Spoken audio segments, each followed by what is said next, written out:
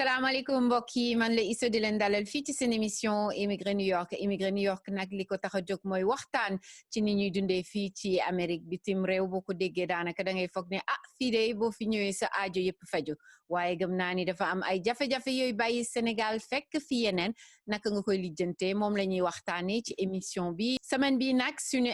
invité nekk consul général du Sénégal El Hadj Nangan Ndaw mu ñëw tey di waxtaan ci li nga xam ne moom moo fi bees muy coronavirus bi muy aide bi nga xam ne état du Sénégal jagle na ko membre diaspora bi nekk fii donc mu ñu ci indil ay leeral jërëjëf consul ci temps bi nga jël parce que xam naa ni fan yi busy nga torop so loo ñu mën a wax ci aide boobu ñaata la kan moo ci mën a jot fan ngeen ci toll. ñi ngi dugg ci donc contexte pandémie boo xamante ne que voilà ñëpp la dal seen kaw surtout pays yi nga xam ne sénégalais yi dañ fay faral di nekk lu bëri donc ñu am fa une forte immigration donc une forte communauté en Europe aux États-Unis et à travers le monde ci yeneen parties yi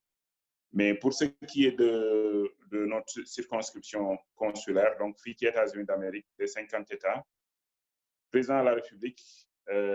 ginnaaw bi nga xamante ne que am na yeneen dëkk yoo xamante ne sénégalais yi bëri nañ fa mu laal leen président le 3 avril bi muy def discours à la nation mu annoncé ne dina jox sénégalais yi nekk au niveau de la diaspora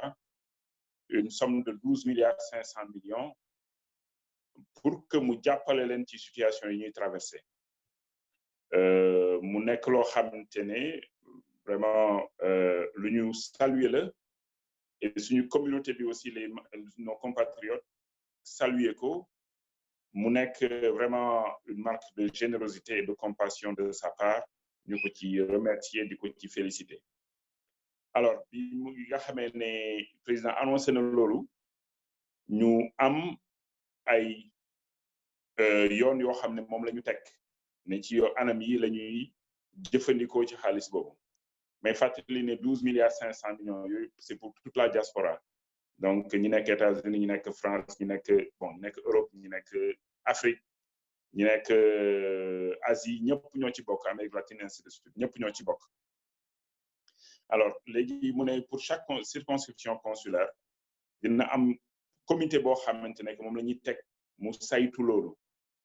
comité boobu nag ambassadeur bi moo ko jiite pour ce qui nous concerne ñun ambassadeur bi nga xamante ne que mooy son excellence monsieur Mansour Eliman Kane nekk Washington DC moom moo jiite comité boobu bi mu ko jiite dañ ko wax nekk na ci boole consul général bi ak membre consulat bi ak ñeneen ñi nekk dans l'administration pour notre cas ñi suñu mbokk yi nekk représentation auprès des Nations Unies aussi bokk nañ ci waaye aussi ñu wax ñu ne da ngeen di jël des membres de la communauté ñu ñëw bokk ci pour que loolu participer à améliorer confiance bi nga xam ne moom la nit ñi war a am ci gestion wu argent public en tout cas pour ce qui concerne bii nii nga xam ne dañ ñoom rek lañ ko yónnee directement donc ci kaw loolu mu am 4 membres de la communauté yoo xam ne ambassadeur président du comité boole na leen ci comité bi nañu ci jël en considération wala nañ ci toppatoo ñi nga xam ne dañu am ay cas de décès mbokk yoo xam ne jiitu nañu que mu nekk ne Covid-19 yi moo sabab li leen fi jëlee wala mu nekk beneen jàngoro wala en tout cas ndogalu suñu borom ci nu mën a ñëwee donc ñu ne ñooñu nañ leen jël en compte te toppatoo ko dans les meilleurs délais ku ci nekk ñu jox ñu instruction nañ leen jox ku nekk $2,000 donc aux familles éplorées donc $2,000 famille boo xam ne ñàkk na am na mbokk mu jiitu nañ leen jox $2,000 beneen bi ñu ne ñi nga xam ne dañu feebar nekk porteur du virus ñu diagnostiqué leen ñu am coronavirus Covid-19 bi jox leen ku ci nekk $500 beneen catégorie bi mooy ñi nga xam ne dañu fi ñëw waroon ñibbi bon ñu ñëwoon fi par exemple pour un court séjour ñëwoon rek pour soit mission wala ku ñëwoon pour congé wala ku ñëwoon pour faju en tout cas ku fi ñëwoon daal pour court séjour yàlla def nga waroon ñibbi et bi nga war a ñibbi fekk ñu tëj frontière donc nga xaw a li ñuy wolof di wax tàkkatémbe xam nga tàkkatémbe dañuy wax ma tàkkatémbe ci dëkk bi donc nga qualifié ñooñu ñu ne nañ leen jox aussi ku nekk $500 $300 la woon sax mais tey ci suba lañ jot instruction nañ leen jox $500 étudiants non boursiers yu aussi yi nekk fii léegi wax nañu ne nañ leen jox ku nekk $200 donc loolu mooy li nga xam ne mooy li fi amagum en terme de ñun li ñu yore niñ ko war a joxe ak waxtu wi nga xamante ne que fii lañ toll ñi nga xam ne ñoom lañ wax ne ñun mën nañ leen jox directement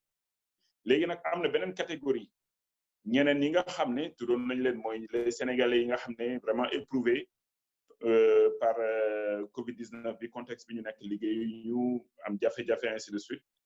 am na benn lien boo xam ne moom la ñu ministère des Affaires étrangères et des Sénégalais de l'extérieur mettre à disposition pour que Sénégalais yi fu ñu munti nekk mën a def seen demande en ligne remplir formulaire bi pour que éventuellement ñoom it ñu mën leen a jël en compte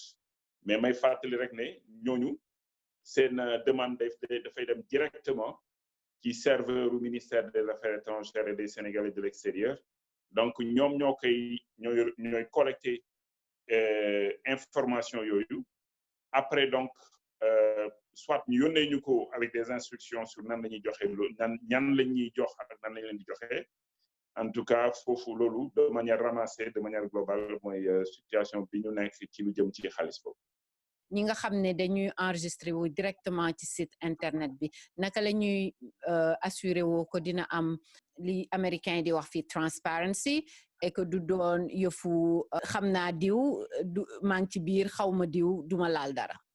ci lien bi nga xam ne moom moo nekk en ligne lien boobu ku ciy def demande rek dinañ la jox benn récépissé boo terminer formulaire bi ba ñu valider ko rek di nga am benn receipt bu muy générer donc boo xam ne moo lay wax ne que sa demande accepté nañ ko valider nañu ko lu ñuy gën di dem bon soit dañuy jox ou bien ñu trouver un moyen d'arbitrer sur la base de ñi nga xamante ne def nañ demande ñu valider ko ñu yónnee ñu ne ñu ñi valider ku ci nekk nañ leen jox temps donc gisuma manière boo xam ne dinañu mën a en tout cas ci catégorie yi nit ki bokk ci benn catégorie ñu jox kenn lii bañ ko jox keneen ou bien ñu valider kii bañ a valider kii ci des te ñoom ñu nekk dans les mêmes conditions je donne un exemple tey jii nii képp koo xamante ne que am na fi décès pour que ñu mën ko jël en compte il faut que nga présenter certificat de décès il faut que donc ñu identifier la personne décédée étant sénégalais ki nga xamante ne que aussi mooy jël chèque bi au nom de la famille day présenter une pièce d'identité signer décharge en présence des membres de la commune des membres du comité inclus les membres de la communauté donc par exemple démb on a donné des chèques à 7 familles éplorées man maa ngi fa woon ambassadeur Barrow bu REPSEN mi ngi fa woon représentation auprès des Nations Unies vice-consul bi mi ngi fa woon donc chargé de la protection consulaire au consulat ma nga fa woon mais aussi il y avait 2 membres du comité qui font partie de la communauté je parle du président Pape Seth Dramé et du président Baba Diaw maintenant malheureusement le président Sadio Yaya Bari était empêché parce que ñoom nee nañ Al-Azhar aussi dañu distribuer ay xaalis ci Sénégalais yi nga xamante ne que nekk nañ ci jafe-jafe ce que je salue au passage mais donc pour wax la rek ne en tout cas niñ ko tegee mënta ñàkk transparence parce que xaalis bu fi ñëw dinañ wax ñaata la dinañ wax aussi niñ koy joxee te buñ koy joxee c'est sur la base d'une liste boobu ñëpp ñoo koy am alors buñ ko amee aussi ñu daal di ñëpp xam am au même titre en termes d'information que ñu xam ne que niñ ko waxee woon dëppoo na bu dëppoowul aussi am nañu liberté wu wax ko vraiment mais jusqu'à présent en tout cas pour ce qui est de ce processus amagul benn jafe-jafe peut-être fi ñuy daanale mooy nga xam ne mooy première mission wu consulat bi muy fi représenter gouvernement Sénégal képp koo xam ne dafa soxla kayit ci yéen lay ñëw est-ce que mën nga fàttali rapidement service yi nga xam ne moom ngeen di offrir suñu mbokk sénégalais yi nekk fii parfois nag ñuy jàmbat ni neexuleen a jot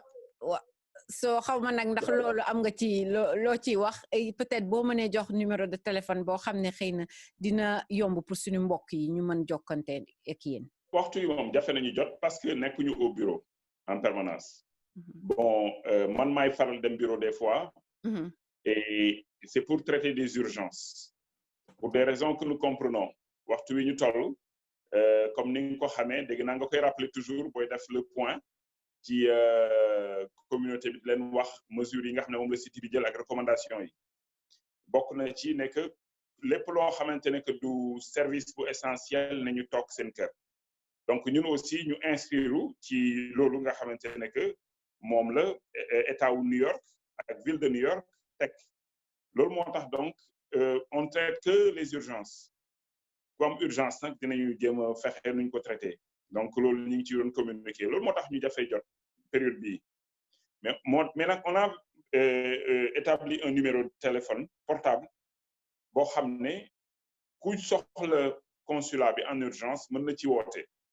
depuis bi ñu nekkee ci crise bi ba léegi joxe naa numéro bi on a fait un communiqué aussi boo xam ne def nañ ci numéro bi mais numéro bi manqué répété mi ngi nekk 973 641 10 18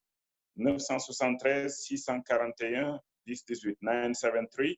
641 1018 maintenant pour ce qui est des services au niveau du consulat général xam nga liggéey bi moom dañ koy faral di diviser en deux parties essentiellement mooy lu ñuy wax protection consulaire ak li ñuy wax promotion bon le reste c'est l'administration loolu c'est interne mais pour la protection consulaire mooy lépp loo xamante ne tey jii nii en termes de documents lépp loo xam ne sénégalais soxla na ko section boobu moo koy couvrir les passeports les cartes nationales d'identité l'immatriculation c'est-à-dire la carte consulaire transcription de naissance mooy extrait de naissance yi ñuy établir ak lu jëm ci visa ak lu jëm ci sauf-conduit ak lu jëm ci par exemple certificat de déménagement ainsi de suite ñoo loolu mooy première section bi section boobu aussi bépp sénégalais boo xam ne da nga nekk en difficulté ñoom ñoo koy traité section boobu léegi je donne un exemple sénégalais boo xam ne dafa nekk dans une ville mës nañu am du ma tudd ban dëkk la mais am na des compatriotes yu nekkoon dans une ville ñu jàpp ne que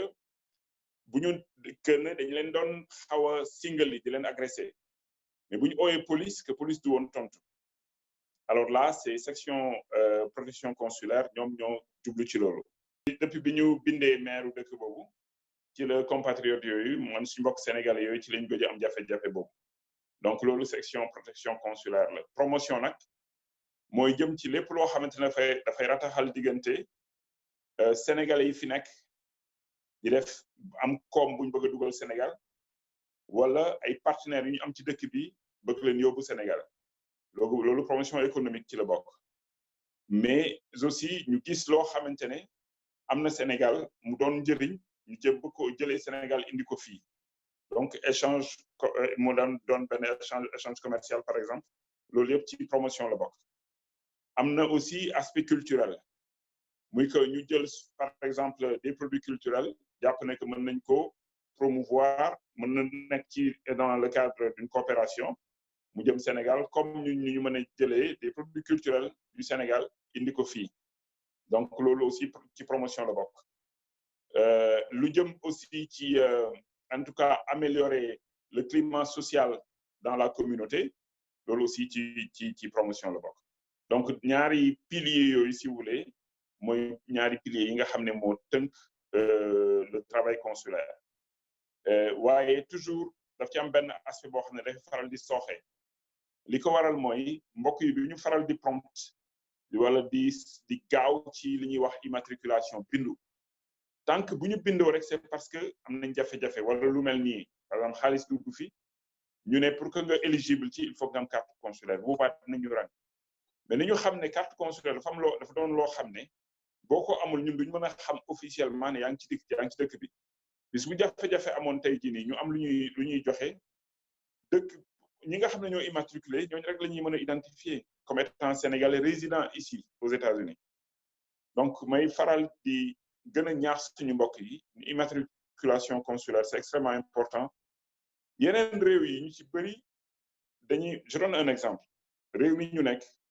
bi ñu amee jafe-jafe am ñu bloqué au Sénégal ñoom ñëpp par email lañ leen joindre parce que dañu immatriculé soit téléphone wala email ñu wax leen ne que am nañ ay vol yu ñuy préparé pour ñu ñibbisi fii ñu bëgg a ñibbisi donc pour dire que loolu dafa doon loo xam ne automatisme la pour ñenn ñi ñu koy def automatiquement c'est presque instinctif mais ñun dañuy faral di am jafe-jafe loolu pour def ko te bu ñu ko defee dina yombalal liggéey bi suñu gouvernement yi dina yombal aussi en tout cas liggéey bi nga xamante ne ko war a jëm ci ñoom. léegi xanaa carte consulaire boobu dafa jafe am lan nga soxla pour mën a am carte consulaire boobu. jafewul parce que d'ailleurs doo ci fay dara et ku ñu yónnee sax à distance on peut l'établir soxlawul nga ñëw présence physique sa passeport ngay yónnee ak 3 photos d'identité ñun ñoo lay yónnee formulaire bi nga xamante ne moom ngay remplir pour que ñun ñu boole ko ak li ñu yónnee muy sa passeport ou bien sa carte nationale d'identité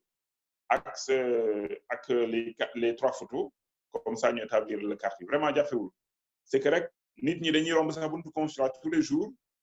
war a mën a dugg def ko et ça ne prend pas de temps boo ñëwee déposer ko